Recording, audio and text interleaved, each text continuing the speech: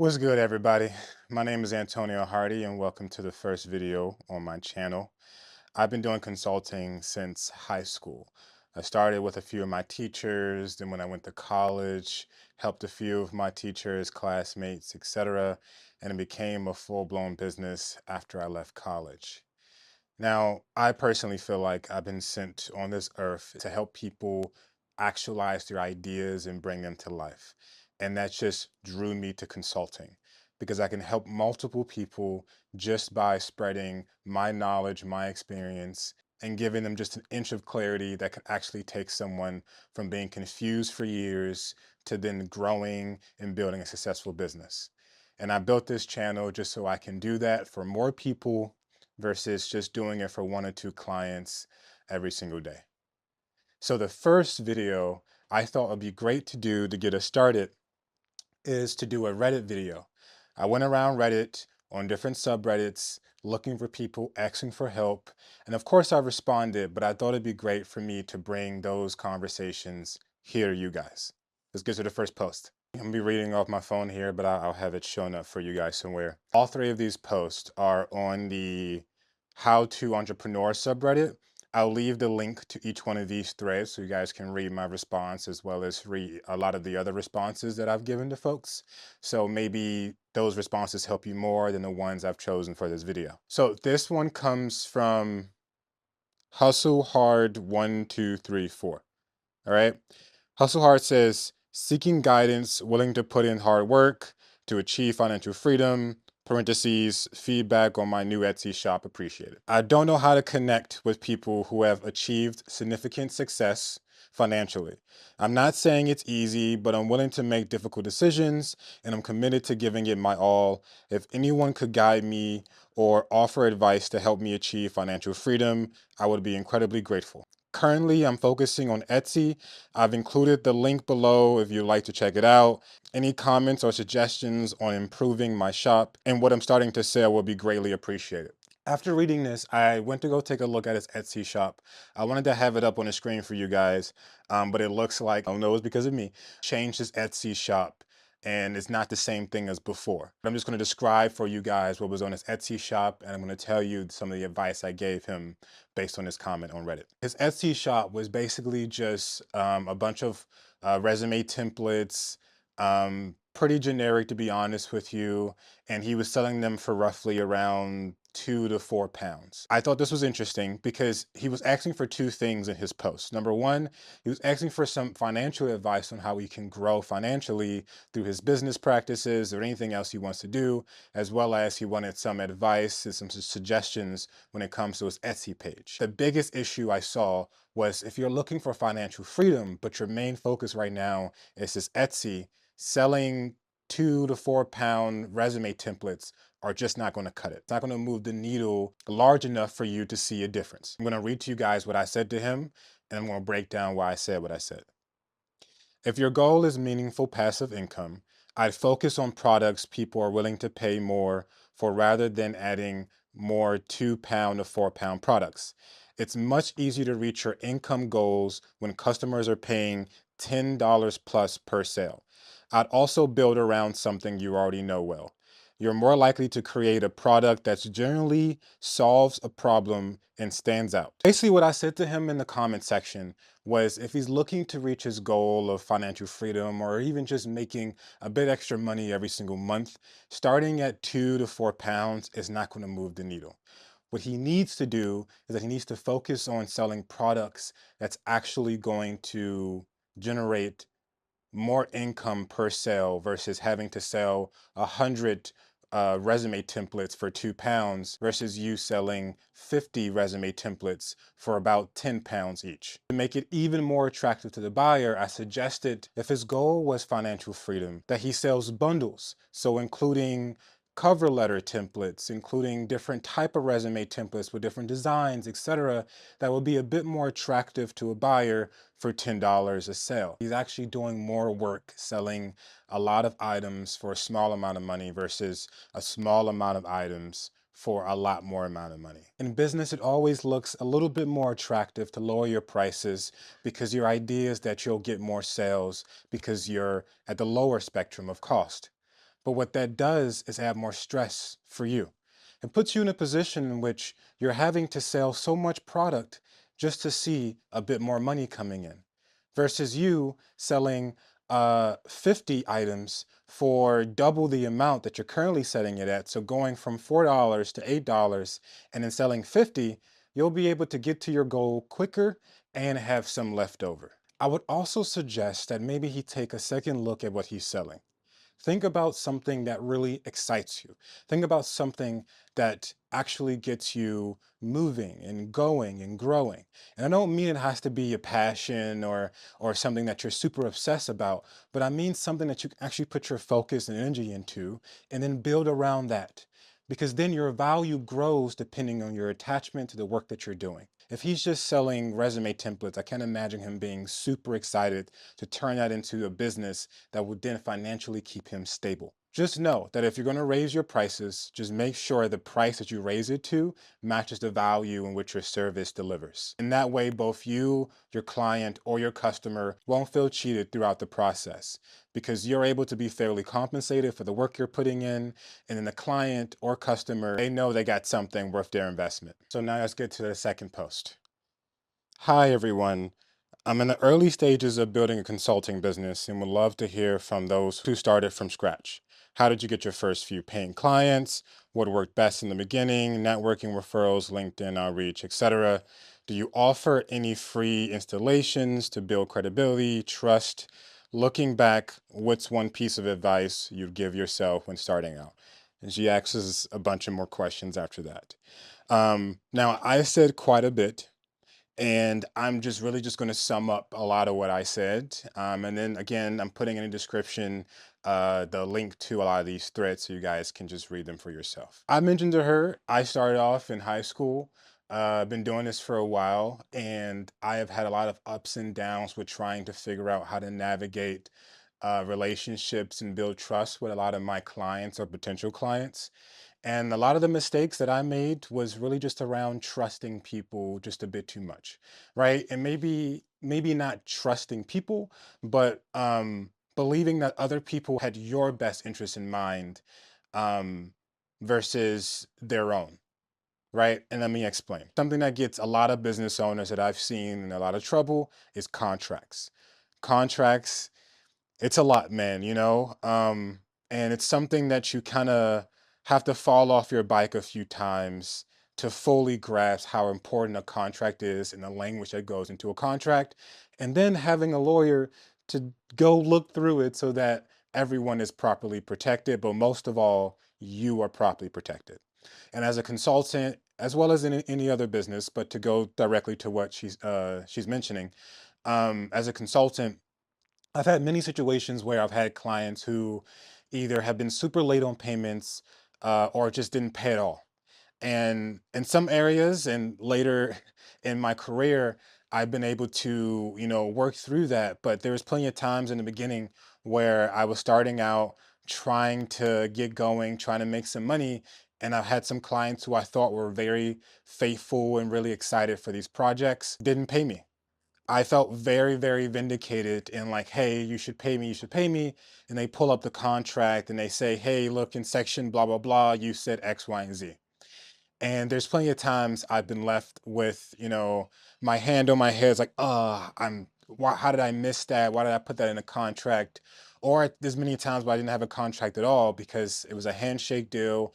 I thought that, through the conversation, it was trust that was built. But of course, that's not the case. And just recently, I had a situation where I had to take someone to small claims because they didn't want to pay. But in my contract, I had myself protected. So now when I go to small claims, I have a case behind me and I should be able to win, scot-free because I have the contract there to back me up. Just make sure you have a contract that makes sense for both parties, but especially you. How'd I get clients? So I always say, and you've probably heard this a million and one times, go where your clients' problems are, right? Some people say go where your audience is, go where your client is, go where whoever. But I like to say go where your client's problems are, right? Wherever the problems for the ideal client that you want to have, and that includes the ideal amount of money you would like to get paid, the ideal amount of hours you want to work, the ideal projects you want to work on. Go where they live. If you're looking to get paid $2,000 a month, your client is not someone who has a struggling business. Your client is someone who's looking to expand their business, someone who's looking to grow. Because if you start looking for business owners who are just starting out, who are having a lot of early operation issues, their money is very strapped. And it is going to be pointed in a direction that does not include you. Even if you're like, man, I can help you go from only making $10,000 to making $100,000 in the first month. It don't matter if you say that because this is hypothetical, and all they are thinking about is how many bills they have compared to how much money they're bringing in every single month. So when you come in and say, hey, I can make all this happen, but just for the small price of $2,000, and sometimes it works, but they don't always see the value. But on the flip side, if you go to a company that is looking to expand, that is bringing in quite a few, that is hiring some new individuals and is really looking to tighten up their structure and their operations, that's where you should be looking at. Now, to be even more specific, I would say what's worked for me as a consultant or as a coach is to go to events, go to networking events, go to business events, places that business owners are typically trying to find um, some answers, right? And it's not saying they're going to look for a consultant or they're going to find a coach. They're really just going to find other business owners who might have already solved the problems that they currently have and hoping to have the right conversation at the right time with the right person. And they can, and they're like, oh, wow, wait, that's what I should be doing. These are the people that you should be looking for. Where are the people that need you? You are a niche. You should be trying to focus in on what matters the most. So for those consultants, to go back to the Reddit post that I'm answering, if you're looking for your first client, I would suggest if you're going to go in person, go to some local is very important, local events in your area, and most of all, focus on their problems.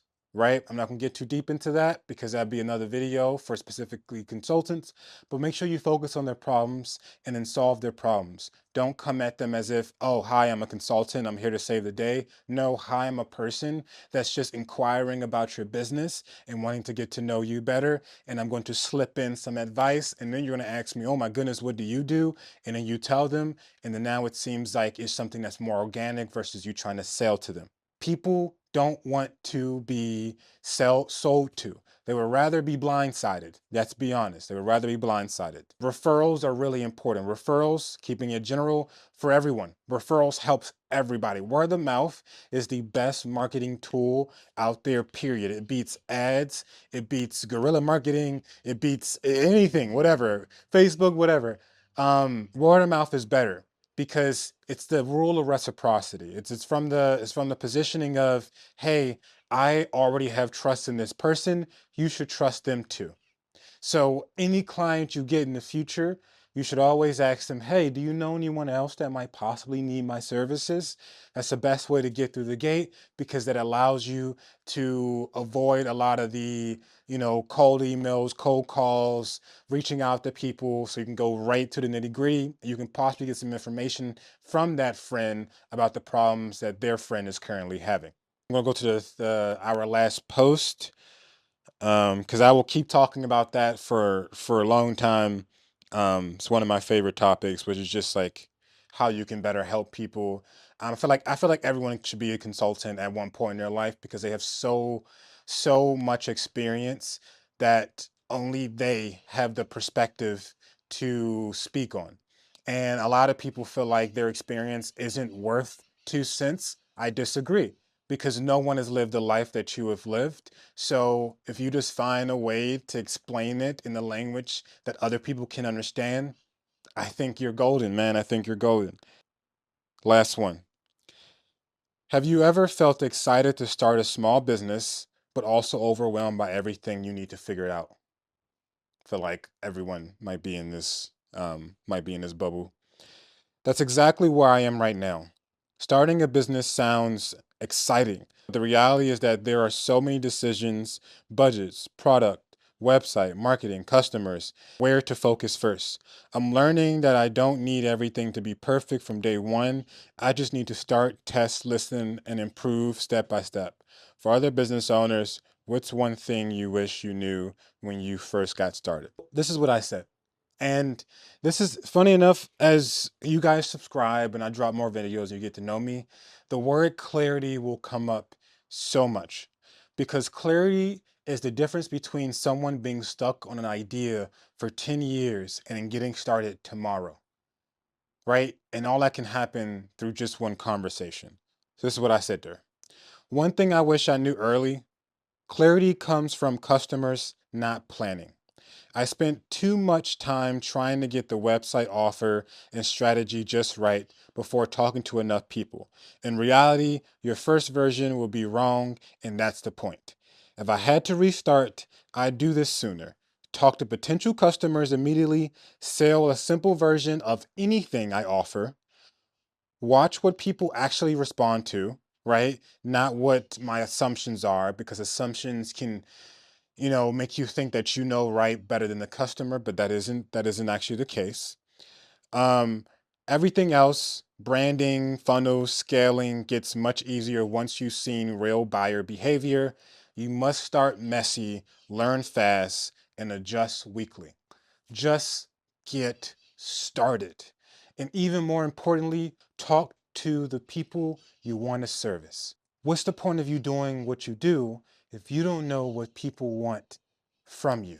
We all assume that we're really good at this thing, that thing, over here, all of here.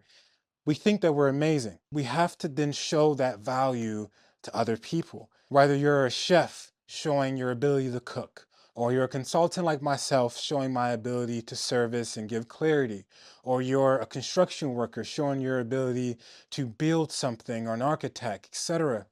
Your whole goal here is to show how you can contribute and show how you can add value to someone's life. And only way you can do that is by talking to your customers and then testing and seeing how they react to the systems that you've built to make their life easier. And if the systems aren't working, you need to restart, readjust, and retest and react. Never stop asking questions, never stop inquiring, and never stop being a student. Because the moment you stop being a student is when you stop servicing the world. And the moment you stop servicing the world, what's the point? That's my video. Once again, welcome to my channel. And I do want to remind you guys that whenever I drop a video, the purpose is to be of service. So please drop a like, a comment, let me know what's going on in your business. I'm gonna respond. I'm early on, so I can respond to everybody. Write as much as you want to. I'm gonna respond as many times as I can. Please like, comment, subscribe, and tune in for the next video. I'll see you guys soon. Peace.